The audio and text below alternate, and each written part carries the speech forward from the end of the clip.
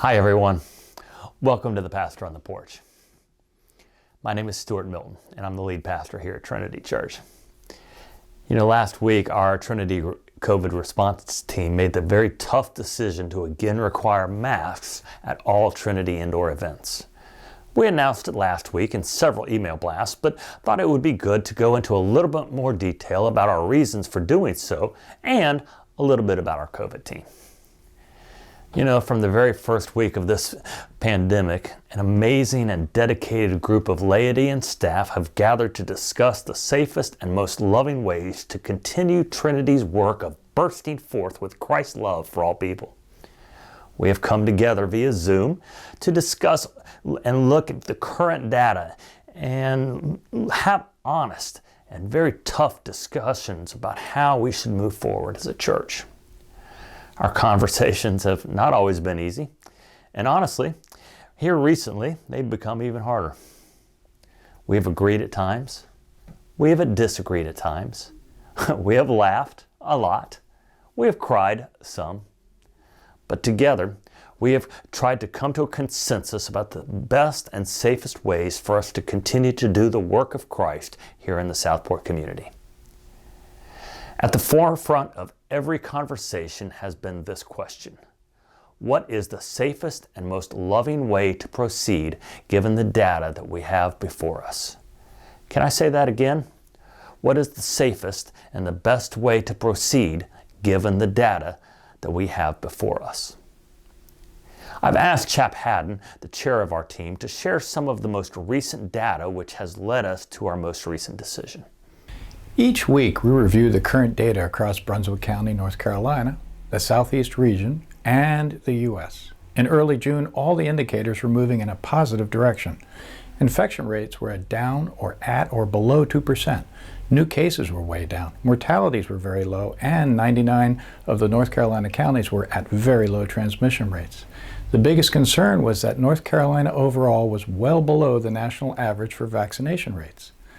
By the end of July, all that had changed, with infection rates, mortalities, new cases, hospitalizations all rising rapidly due to the Delta variant. Now they are extraordinarily high, rising at a rate we saw at the end of 2020. From the comparison week to week executive snapshot you see here, infection rates in Brunswick County alone are 9 times of what they were at the beginning of June and early July. Hospitalizations in North Carolina have shot up, and we are seeing younger people impacted at a higher rate. The current trends are reflected in the community transmission chart, showing North Carolina having transitioned from green in June to all red in August. On the case and mortality tracking slide, you can see the steep climb in cases followed by a few weeks in mortalities. We also know that Horry County, to the south of us, has even higher infection rates and caseloads. With the knowledge that vaccinated people can be infected yet not show symptoms, their ability to transmit the virus is of concern, as they have been shown to have as much virus as a non-vaccinated person. Although the current data is negative, we feel that there will be a turnaround. When? We do not know for sure. With our key concern being both our congregations and community safety, the best course of action was to wear masks again for now. We will monitor the data week to week, and at the first possible moment, we'll take those masks off. Thanks, Chap. And on behalf of Trinity Church, thank you for your many hours of putting together data to help us make the best decisions possible. Honestly, as the lead pastor here, and I think I speak for the whole committee, we do believe that the greatest way to show love and compassion to others is to wear masks and to get vaccinated. Of course, we also understand you may disagree, and that is okay. Yet our call is to seek to follow the Lord's commands to love others to the best of our ability. And we do think that requiring masks is the best way for us to move forward right now. I want you to hear my heart and hear the heart of the committee. We're not trying to get political, but we simply want to keep people safe and make sure everyone feels comfortable when they come together for the church. We will not keep the current mask mandate longer than necessary, and we will continue to look at the data to determine the safest way to proceed. I want to thank you for your support, for your understanding, and for your prayers.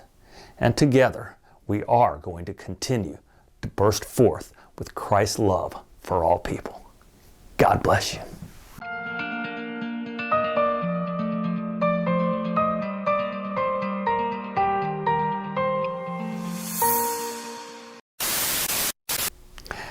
Thanks, Chap. That was good timing. That was good timing. Thanks, Chap, for calling. Stop it! You do this on camera. I literally got to the point in the script that said, "Thanks, Chap," and my phone rang. And it was you. And that's all on camera. And that was all on camera, so that was hilarious.